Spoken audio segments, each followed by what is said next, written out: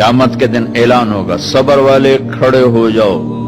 एक छोटी सी जमात खड़ी होगी मर्दों औरतों की, चलो जन्नत में जाओ। अब अल्लाह उनको ना हाईलाइट करना चाहते हैं, तो आगे फरिश्ते बैरियर पे रोक लेंगे, भाई रोको भाई, आप लोग कहां जा रहे हैं? जन्नत में जा रहे हैं। और कहां जा रहे हैं? अरे भाई अभी तो हिसाब ही नहीं शुरू हुआ, तुम्हें किसने कहा जन्नत में जाओ? पहले हिसाब दो फिर जाना जन्नत में। वो भाई हमारा हिसाब है ही नहीं, हम बेहिसाबे लोग हैं। अरे आप कौन लोग हैं? अब फरिश्तों में इनमें मुकालमा हो रहा है, अरे भाई आप कौन लोग? अब सारा मैदान सुन रहा है, अब कौन लोग हैं? वो कहेंगे जानते नहीं हो, हम सब्र वाले हैं, सब्र वाले हैं। हो अच्छा भाई बैरियर हटाओ, बैरियर हटाओ। तो ऐसे मेरा अल्लाह सारे बैरियर हटवाएगा, भाई सब्र वाले आ गए, सब्र वाले आ गए, सब्र वाले आ गए। इस्लाम और अल्लाह की कसम, जिंदगी में हुस्न सब्र से आता है, बर्दाश्त से आता है, गुस्से से नहीं आता।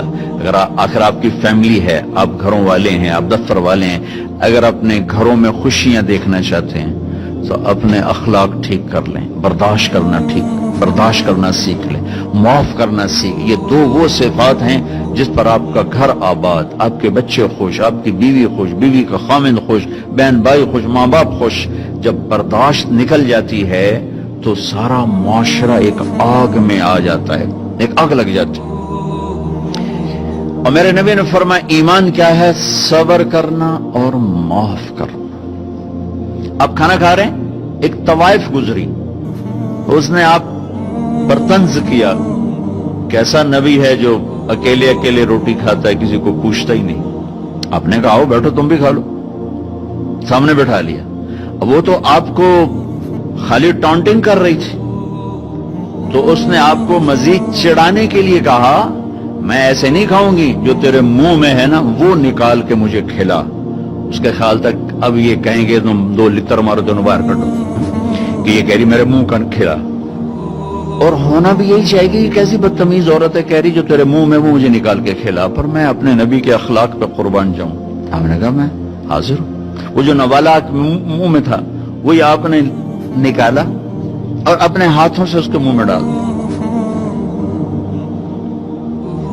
और नबी का लुआब जब किसी के मुंह में जाएगा तो की करेगा? फिर ज्यों अल्लाह के नबी का लुकमा उसके अंदर गया, उसने साथ ही कलमा पढ़ लिया और मक्के की सबसे हया वाली खवातीन में उसका शुमार होने लगा।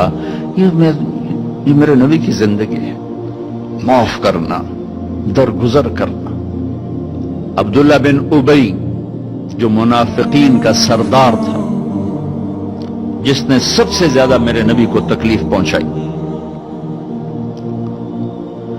अल्लाह के नबी पानी पी रहे थे, उनके बेटे ने कहा या रसूलल्लाह थोड़ा पानी बचा दें। उनका बेटे पक्के मुसलमान थे, क्या करोगे? कहा मेरा बाप शायद पी के मुसलमान हो जाए।